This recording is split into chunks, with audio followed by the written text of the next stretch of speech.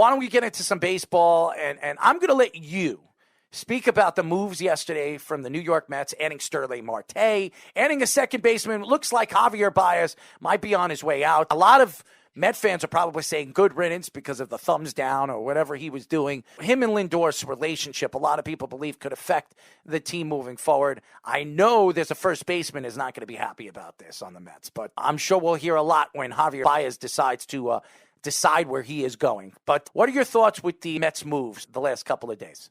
I actually like him, believe it or not. I was skeptical with the GM at first.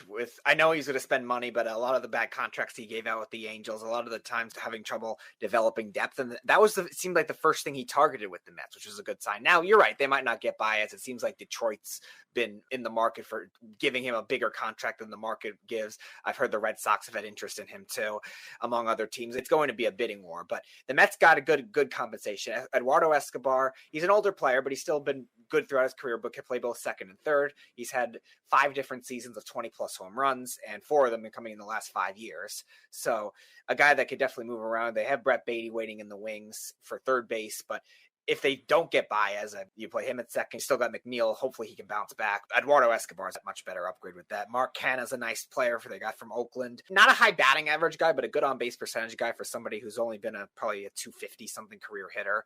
And good power, could steal some bases. Play a little center field. Didn't play much of it in Oakland because Ramon Laureano is a very good defensive center fielder, but is capable of it. And the Mets do need a pure center fielder. So I like that. Only $13 million a year. It's not bad. He has a player option for the third year after the 2-year deal. So that's a nice move. And then Marte was obviously the big one. I don't think it was really that bad. $19.5 million average annual value. Again, he has been injury prone at times throughout his career, but the Mets, when's the last time they've had a great pure center fielder? And that probably goes back to Carlos Beltran. They've had good defensive specialists, I guess, per se, but Marte is a very good, well-rounded player. Can steal bases. Hit .310 last year, .289 career hitter. He's had some good power years. Not great power years, but good power years. But I don't think the Mets really need power. They need somebody like that. Somebody that can hit situationally for good batting average, because really the Mets lack it, especially if somebody like Lindor stays down like he was last year. I don't know if he'll be as bad, but hitting .230, expecting to hit .300 again? I don't know. The Mets so far, they've done very well. I was worried Eppler was going to overspend for one guy, but they're prioritizing depth, and I like it. Well, remember, there's a strike year, and this has an opportunity for a lot of these players to take less money because they want the contract before the strike happens, where it could put those players or other players without a contract and could be sitting without a contract for the next 3, 4, 5 months. And these guys, they depend on their money. They depend on their families, helping their families and producing to their families. So these guys are going to take less money just to jump on because we don't know what this strike is going to bring. Now, it could end early, but everything that we've seen so far and with the rules changes and the different additions to Major League Baseball,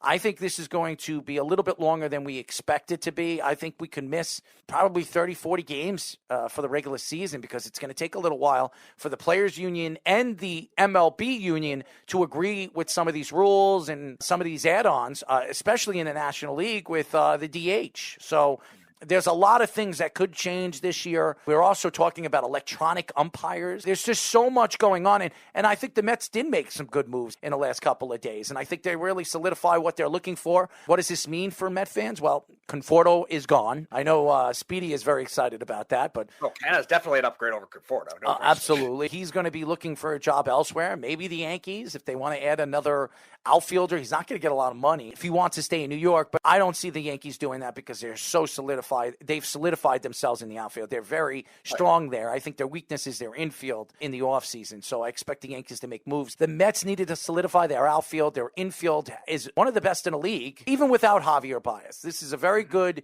infield. McCann is a good defensive catcher. He was up and down offensively last year. It really did affect their offense. And when they needed a spark behind the plate, they didn't get it in the times that they needed it. Like you said, McNeil, I don't think McNeil's going to have the year that he had last year. He couldn't stay healthy. And then when he did play, he didn't hit for the average that we expected him to because he's a great hitter and he has a great eye. And he struck out a lot last year, which we were very surprised about. And Lindor getting all that money in the offseason last year, if you're a Met fan, you better hope that Lindor doesn't start the season from last year going into this year. You need Lindor to start strong. You need him to play as good as he did in the second half of the season, where he can get out of the slump and get out of the position where Met fans are telling Steve Cohen that you made a big mistake overpaying him and giving him a 12-year contract worth about $340 million.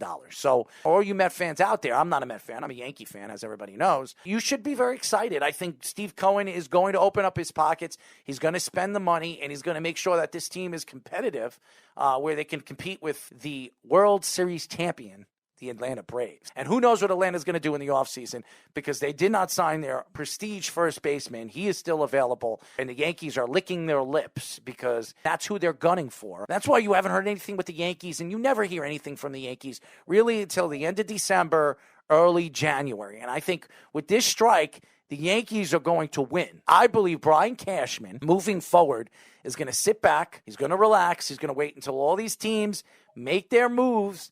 And before the strike, he's going to pounce. Because if the Braves do not sign Freeman by February, I don't think they're signing him at all. Which means that the Yankees will have an opportunity to give him the contract that they believe he's worth. And I think he's going to get $30 million a year. He's the best first baseman in baseball. It's not even a question right now. He hits for average. There's no first baseman that hits for average like he does. He hits for power. He hits over 35 home runs, 40 home runs. He can give you the power that you need in Yankee Stadium. Could hit more in Yankee Stadium because of the short porch. He's got one of the best gloves at first base in all of baseball. So I know you lose Rizzo. Maybe you bring Rizzo back on the cheap and have both of them playing first base back-to-back, one game after the other. I don't know how the Yankees could do it, but Rizzo's not going to be expensive. I don't think the Yankees will do that, but Rizzo's a guy that perhaps if they can't get Freeman, he's a good backup player that they can bring in, and Rizzo is a great first baseman as well. Did not play well at the end of the season, which affected the Yankees' approach getting into the playoffs. So I think with the Gleyber Torres thing, keep him at second and decide what you're doing at shortstop. Now, Volpe looks like he's their best farm system player, top 12 farm hand right now in baseball. He's a guy that I think the Yankees are going to be bringing up either this season or next.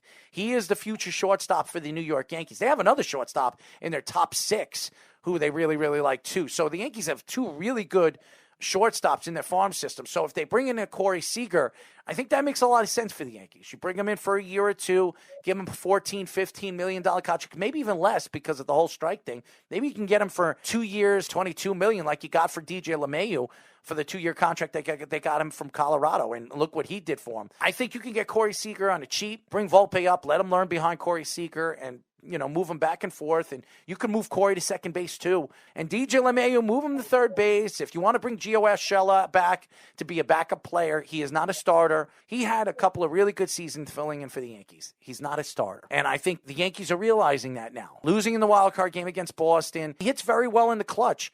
But in a full season, 162 games, I can't trust that Gio Urshela is the guy that you want to play at third base. It's interesting what the Yankees could do with the infield, because I think definitely first base is going to be the big target in terms of just signing a free agent. Freeman, if they don't get him, I think they will end up bringing back Rizzo. Rizzo, he's not going to make the length contract that Freeman's going to get just because Freeman's just been consistently better. But Rizzo, I think, is still a top 5 first baseman. I think you're right. His batting average hasn't been as high as Freeman's in his peak years, but he's still very good defensively. He still has the good swing for a lefty in Yankee Stadium. And I think that'll still be the end up being the priority. I think the Yankees, most of their free agent priorities are going to be on that. And then they'll be on the pitching for the rest of the time, get some starting pitching depth, bullpen help, whatever it is. They just need some level of pitching depth. Here's another scenario too that you mentioned with the infield. I know you mentioned playing LeMahieu at third. The other experiment too, depending on when Volpe's ready, and even if they bring another veteran shortstop, you could even try him at shortstop too. He's such a good defender at such the other positions. He just never gotten the chance to play shortstop. He had Troy Tulowitzki when he first came up playing shortstop in Colorado. Then it was Story. So, everyone blocking him, or he really never gotten the chance. So that's another option if, say, Volpe's not quite ready yet, or maybe they don't get Seager. And then maybe that expands their options where they could maybe put Gallo in certain stretches at third. I know he's not a great defender at third, but it just gives them options if they want to bring back Urshela, or even if they want to sign another veteran option for third base or Seager over there, something like that. I agree with definitely, though, keeping Torres at second, because his arm and his mental game, he just has some kind of issues with when he plays shortstop. But when he plays second, he just seems a lot more comfortable. And even hitting-wise, he seems more comfortable. Oh, too. Huge. And by the way, when he moved to second base during the season, he was almost a 300 hitter. Right. At shortstop, he was, batting 222? too. I mean, he in seemed baseball, distracted. yeah, it seems like he's more pressured to make the throws and make the plays at shortstop because it's the hardest position to play on the field, where he's concentrating on his defense and not concentrating on his offense, which is his strength. And if the Yankees don't get Freeman and bring Rizzo to the team, I think Yankee fans will be very upset, because not the fact that they don't like Rizzo, because I think Rizzo is a good player. The problem is that looking at what the Mets are doing right now and making all the splash moves, the Yankees not bringing in Freeman and giving the Yankee fans a splash, it's showing the Yankee fans that you're not willing to spend. And the Mets are going to spend. And that is going to be the back and forth banter moving forward with the Yankees and the Mets. The fact is, the Mets have the richest owner in baseball, and the Yankees are the richest team in baseball. The Yankees should be the team that's fighting for the players, going after the players that they want. I don't think, as a Yankee fan, you want to go after anybody in the outfield. You got 4 quality players that can hit for a power and play defense. I think you have to look at the infield, the 2 positions that are so very important right now. And I know a lot of people think it's shortstop. It's not. I think it's more first base and catcher. I think catcher is very important. They got to decide if they're going to keep Sanchez for another year. I can't see it. If they can arbitrate him, and they can't really move him. And it's crazy because he hits for, I mean, as far as home runs are concerned and power, I mean, the guy gives you 20 to 25 home runs every year, gives you about 60 RBIs. How many catchers do that in baseball? 1, 2 guys?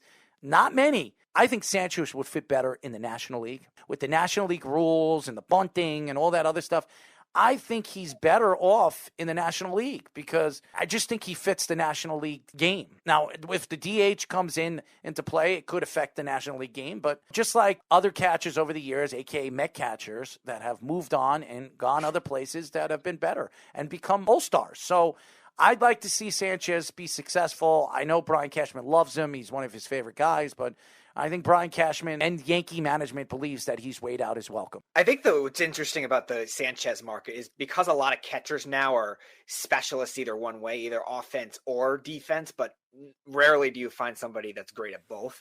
It'll be interesting to see how much are going to be intrigued by that kind of thing, because his defense has still been a flaw throughout his career. It really hasn't grown at all.